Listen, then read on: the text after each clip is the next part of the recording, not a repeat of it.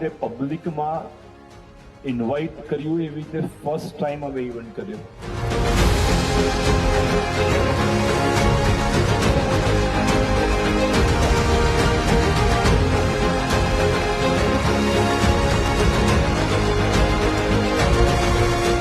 કોન્ટ્રીબ્યુટિંગ two Ahmedabad, જેટલું building બને એટલું સારું બનાવીએ અમે અમારા પ્રયત્ન છે.